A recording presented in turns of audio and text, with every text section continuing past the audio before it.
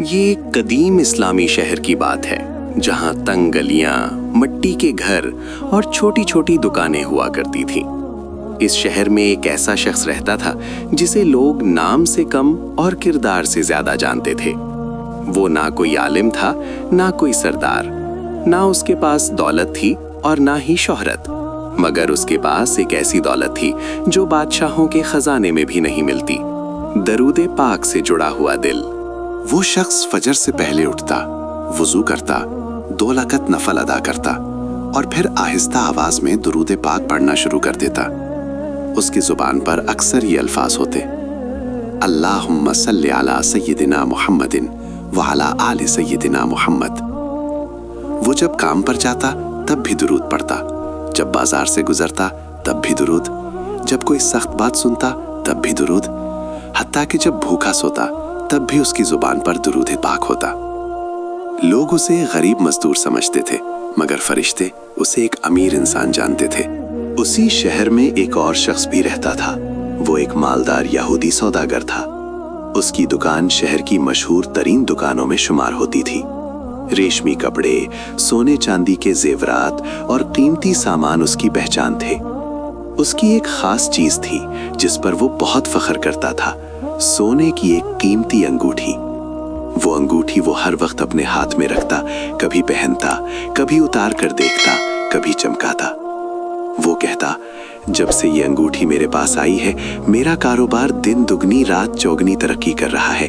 یہ میری قسمت کی علامت ہے۔ اسے اپنی دولت پر ناز تھا، مگر اس کا دل سکون سے خالی تھا۔ ایک دن وہ یہودی سوداگر دوپہر کے وقت دریا کے کنارے آیا۔ گرمی بہت تھی۔ اس نے دریا کے صاف پانی کو دیکھا اور ٹھنڈی ہوا میں بیٹھ گیا۔ انگوٹھی اس کے ہاتھ میں تھی۔ وہ اسے گھما رہا تھا، سورج کی روشنی میں چمک دیکھ رہا تھا۔ اچانک ایک لمحے کی غفلت ہوئی۔ انگوٹھی ہاتھ سے پھسلی اور دریا کے پانی میں جا گری۔ نہیں، میری انگوٹھی! وہ گھبرا کر کھڑا ہو گیا، پانی میں ہاتھ ڈالا، ادھر ادھر دیکھا، شور مچایا، مگر دریا کی موجیں خاموش رہیں۔ کچھ ہی دیر میں اس کے چہرے سے ہوش اڑ گئے۔ وہ بیٹھ کر سر پکڑ کر رونے لگا۔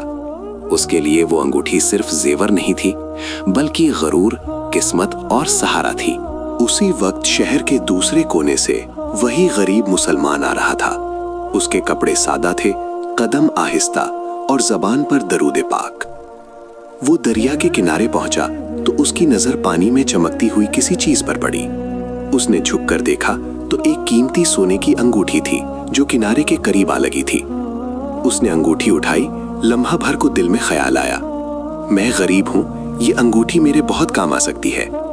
مگر فوراً اس کا دل بول اٹھا: یہ کسی کی امانت ہے اور امانت میں خیانت کرنے والا حضور صلی اللہ علیہ وسلم کا امتی نہیں ہو سکتا۔ اس نے درود پڑھا اور انگوٹھی کو کپڑے میں لپیٹ لیا۔ وہ مسلمان دریا کے کنارے بیٹھے روتے ہوئے یہودی کے پاس گیا اور نرمی سے کہا: بھائی، کیا آپ کی کوئی چیز یہاں گم ہوئی ہے؟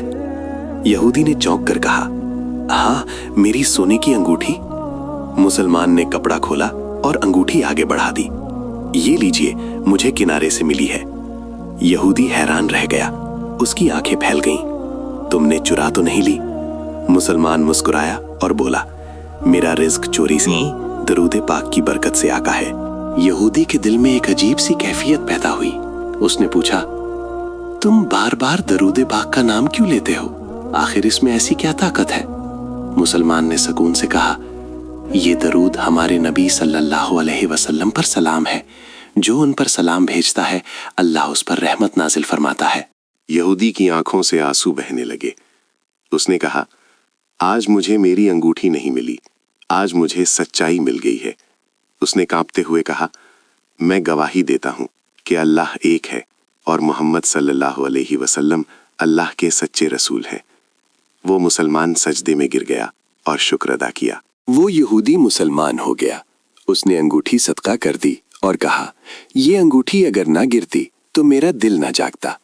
اور وہ غریب مسلمان، اللہ نے اس کے رزق میں ایسی برکت دی کہ وہ کبھی محتاج نہ رہا۔ سبق: درود پاک دلوں کو زندہ کرتا ہے۔ امانت داری ایمان کی پہچان ہے۔ ہدایت اللہ کے ہاتھ میں ہے۔ ایک نیکی پوری زندگی بدل سکتی ہے۔